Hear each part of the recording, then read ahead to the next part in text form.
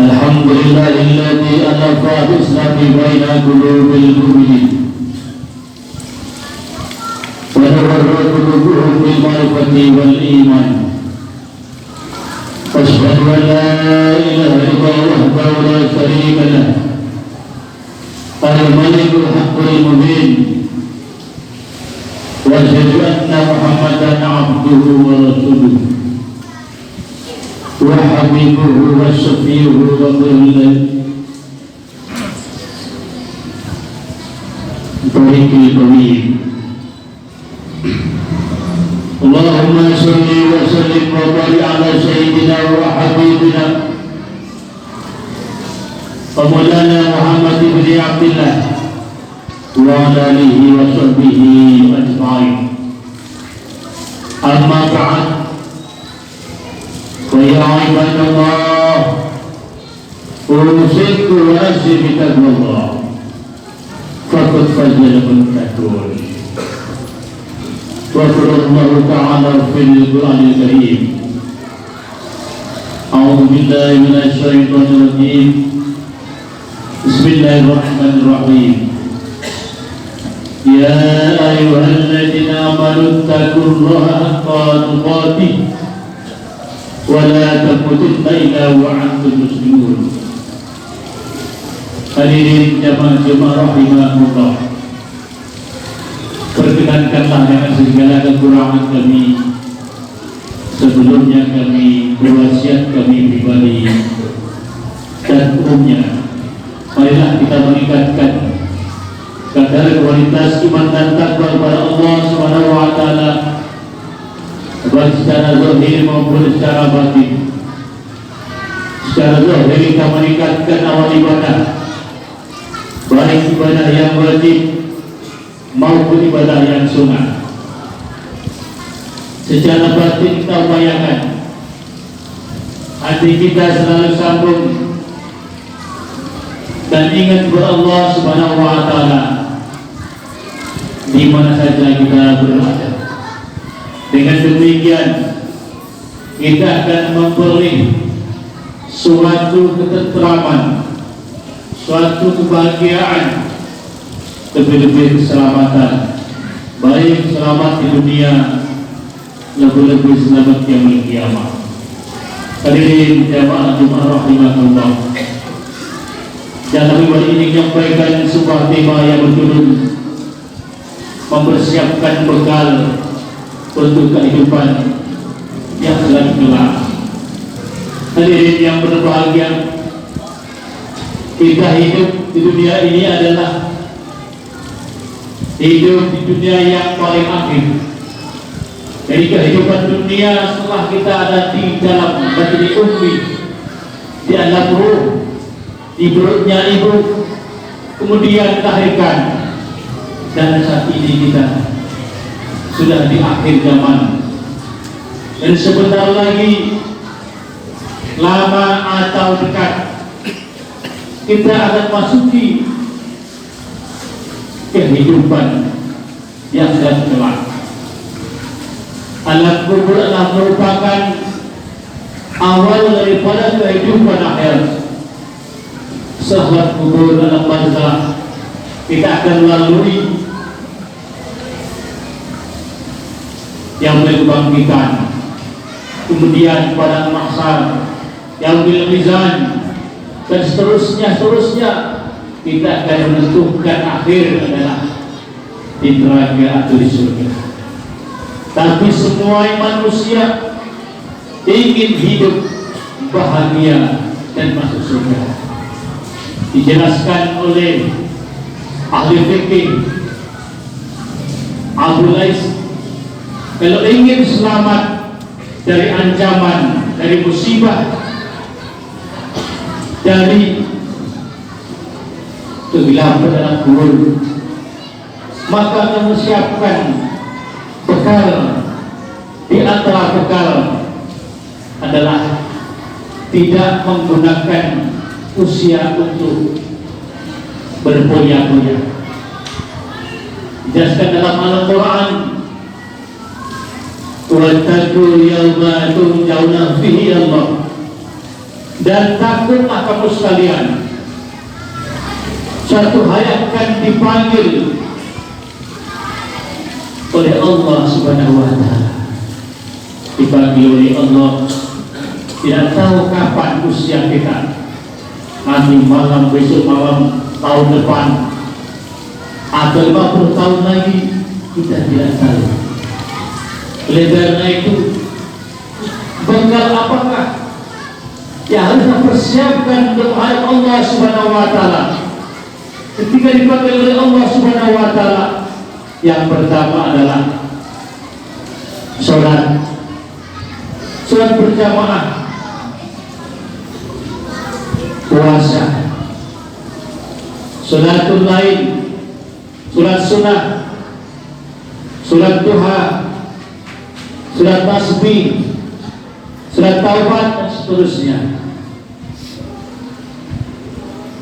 Sholat lima waktu berjamaah dan merupakan satu andalan bekal kita menghadap Allah Subhanahu wa Ta'ala.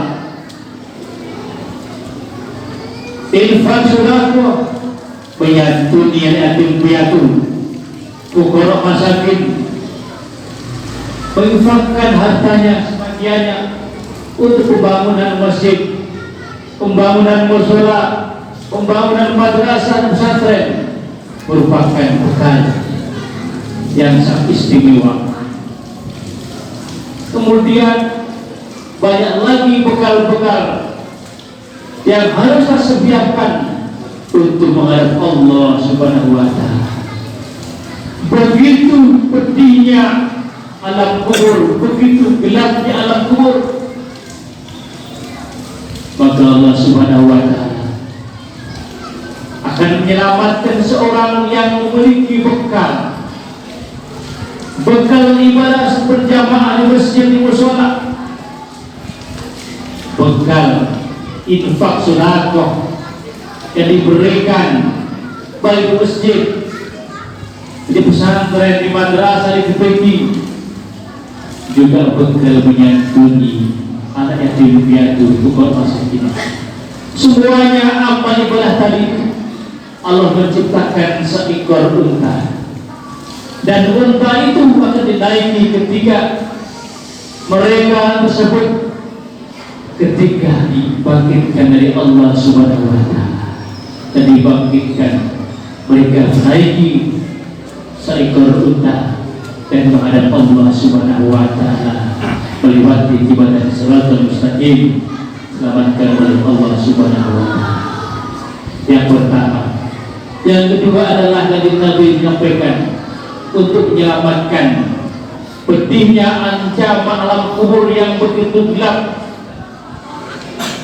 memperbanyak silaturahmi. Jelaskan oleh Kanjeng Nabi Muhammad SAW, isnani la yanzuru ilaihi yaumil qiyamati qati'ur rahmi wa rasul.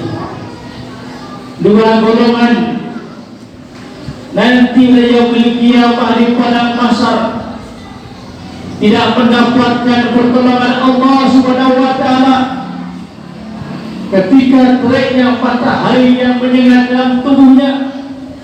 Beliau ditolong oleh Allah Subhanahu wa Ta'ala. Ketika lapar haus, beliau ditolong oleh Allah Subhanahu wa Ta'ala. Siapa ya Rasul? Mereka yang tidak mendapatkan pertolongan, mereka adalah qati'ur rahmi. Begitu teriknya matahari tidak mendapatkan pertolongan, yaitu mereka yang memutuskan tali satu rahmi, memutuskan sanak saudara, famili, kandungan, tetolan, tetangga, dan seterusnya. Masalah kecil dibesar-besarkan sampai mereka tidak mau menyapa, tidak mau menyambung baik hari raya maupun hari-hari biasanya. Mereka menyatu, tidak mau menyapa. Mereka inilah kata Rasul tidak mendapatkan pertolongan dari Allah Subhanahu wa Ta'ala. Kalau Allah tidak akan menolong, tentunya dia akan mendapatkan syafaat kanjeng Nabi Muhammad sallallahu alaihi wasallam. Hadirin yang berbahagia, yang kedua siapa ya Rasul? Wajah rusui, yaitu tetangga yang jahat, tetangga yang jahat hatinya, tetangga yang tidak baik, tetangga yang selalu mengganggu tetangganya, baik mengganggu keluarganya, mengganggu istrinya, mengganggu anaknya, mengganggu harta bendanya, mencaci maki, menghibah dan seterusnya. Dua golongan inilah yang selalu hadirkan oleh kanjeng Nabi Muhammad SAW dari umatku, yang mereka tidak selamat dari ancaman, dari siksaan di padang mahsyar. Begitu panasnya dari matahari yang menyengat dan begitu hausnya, begitu laparnya. Hadirin yang berbahagia, yang ketiga adalah mereka yang diselamatkan oleh Allah ketika di alam kubur. Mereka yang berbuat baik dua orang tua. Mumpung kita masih ada orang tua, senangkan hati orang tua, senangkan hati seorang ibu, bahagiakan ayah, bahagiakan ibu. Wa'budullaha wa la tusyriku bihi wa bil walidayni ihsana. Sembahlah Allah dan kedua orang tua berbuat baik. Ingat kisah daripada Al-Qamah. Al-Qamah adalah sahabat Nabi yang berdekat dengan kanjeng Nabi. Beliau Al-Qamah rajin beribadah, beliau dermawan, loman. Ketika beliau datang, ibunya dikasih oleh-oleh, dikasih kain, baju yang bagus, dikasih buah-buahan yang enak, yang lezat. Beliau rajin ibadah, beliau juga sering membagi-bagikan hartanya. Namun ketika mereka sudah berkeluarga, maka berbalik, sehingga penyakit hati ibunya tidak terasa. Yang dulunya disayang, dikasih, yang loman dermawan, tapi dengan ibunya mereka sudah berubah. Ketika ibunya sudah pindah rumah, tidak bersama dengan Al-Qamah, ketika Al-Qamah sedang sakit parah, tidak menyebut nama Allah Subhanahu wa Ta'ala, kanjeng Nabi tanya, panggil Al-Qamah, ya Rasul, Al-Qamah sedang sakit parah ya Rasul. Coba panggil ibunya dan minta maafkan, sehingga biar berubah. Dan para sahabat yang lain datang ibunya, wahai ibunya Al-Qamah, tolong Al-Qamah maafkan ya ibu. Tidak sampai 3 kali tidak maafkan. Kalau tidak maafkan, maka akan hadirkan ke sini.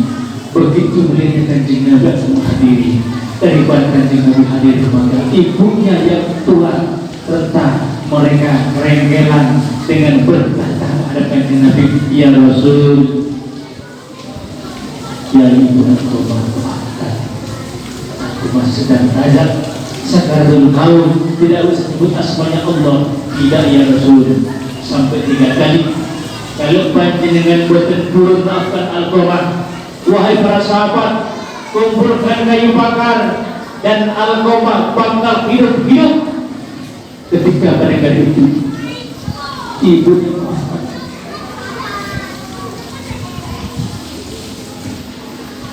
Ketika saya maafkan, Al-Qamah disebut bersama Allah, la ilaha illallah. Akhir ayat Al-Qamah disebut asma Allah dengan dapatkan beliau. Hari ini yang berbahagia, kita masih ada usia, kita masih ada rezeki, masih sehat. Banggakan, senangkan hati orang tua. Jangan menyakiti orang tua dengan perasaan pun begitu sisanya dari Allah Subhanahu wa Ta'ala di dunia, apalagi di akhirat. Mudah-mudahan sedikit menambah kita bekal kita menghadap Allah Subhanahu wa Ta'ala, Semoga ibadah kita diterima oleh Allah Subhanahu wa Ta'ala. Kekhilafan kita, dosa-dosa kita, semoga diampuni oleh Allah Subhanahu wa Ta'ala. Dan kelak semoga kita dipanggil oleh Allah dengan balasan husnul khotimah. Amin Allahumma amin. A'udzubillahi minasyaitonir rajim. Bismillahirrahmanirrahim. Wa ma umiru illa liya'budullaha mukhlishina lahu-d-din. Barakallahu lakum fil Qur'anil azim. Wa nafa'ana bima fihi. Tidak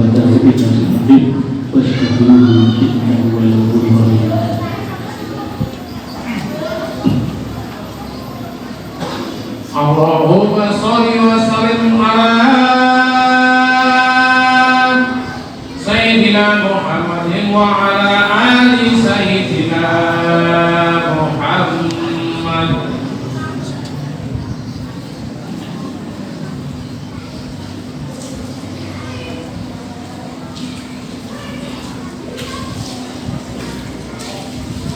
Alhamdulillah hamdan katsiran kama amara. Wa asyhadu an la ilaha illallah wahdahu la syarika lah. Wa asyhadu anna Muhammadan abduhu wa rasuluh.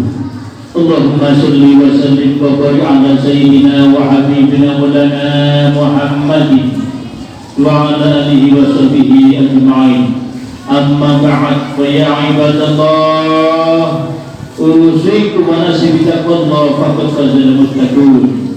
وقال الله تعالى إن الله وملائكته يصلون على النبي يا أيها الذين آمنوا صلوا عليه وسلموا تسليما اللهم صل على سيدنا محمد وعلى آل سيدنا محمد كما صليت على سيدنا إبراهيم وعلى آل سيدنا إبراهيم وبارك على سيدنا محمد وعلى آل سيدنا محمد كما بارك سيدنا إبراهيم وعلى آل سيدنا إبراهيم في العالمين إنك حميد مجيد.